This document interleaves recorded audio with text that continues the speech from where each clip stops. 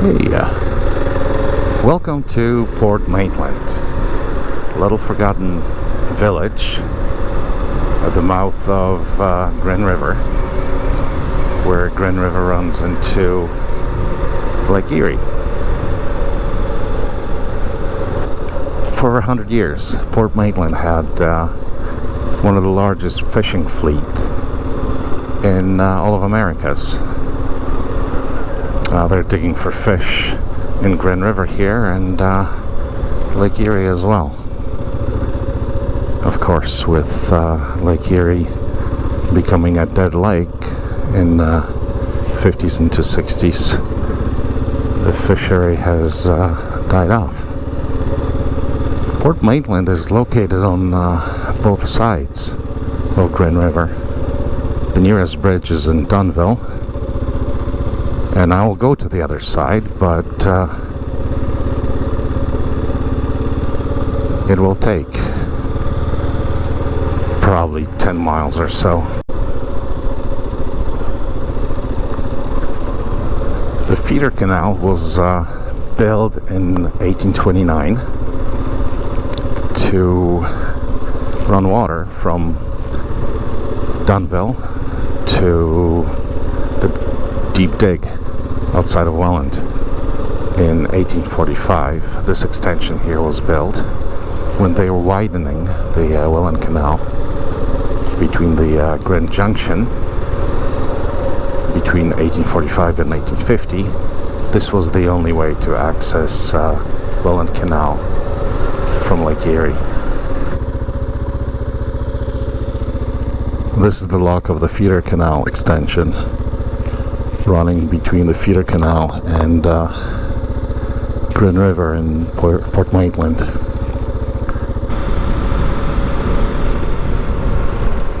Chemical industry. This is the residential area on the east side of Green River in Port Maitland. Lake Erie ahead of us. One of the most interesting things I found about Port Maitland was that they had a train ferry here. Yeah, they had a train ferry connecting Port Maitland to Ashtabula, Ohio, 91 miles southwest of here, kind of diagonally across Lake Erie. Toronto, Hamilton, and Buffalo Railway Company bought a train ferry,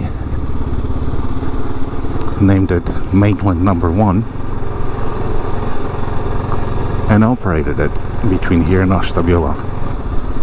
It was necessary to have a ferry connection for the train company because of the bottleneck on the bridge between Fort Erie and Buffalo.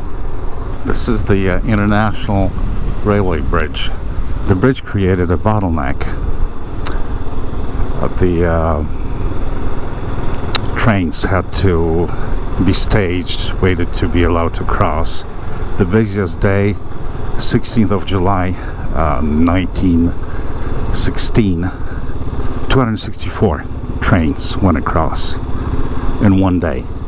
Now the average is about 15 a day. This is why the Toronto, Hamilton, and Buffalo Railway Company had to invest in a train ferry that was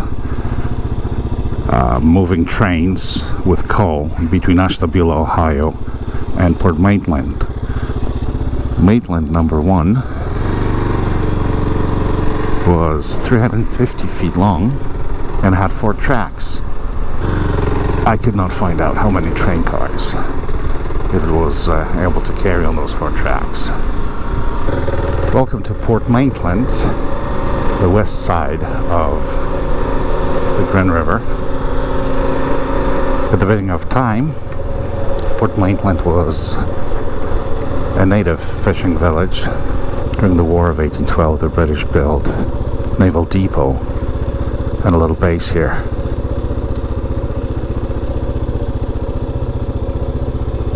Lake Erie. I think you can rent these.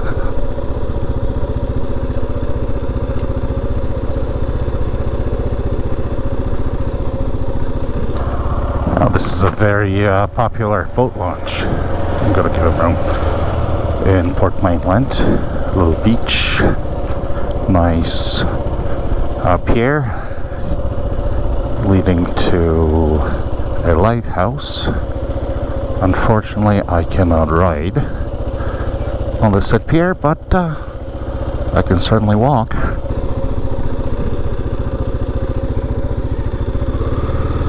When they were building the Welland Canal, they discovered that they couldn't dig too deep, and the water level of the Welland River, as well as Lake Erie, was too low. They decided to build a dam on the Grand River and build a feeder canal that would run that water up to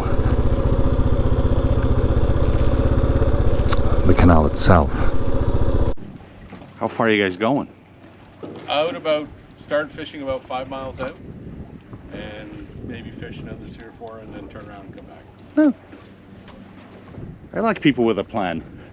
Well, it's been pretty easy fishing this year. It's been catching, not fishing.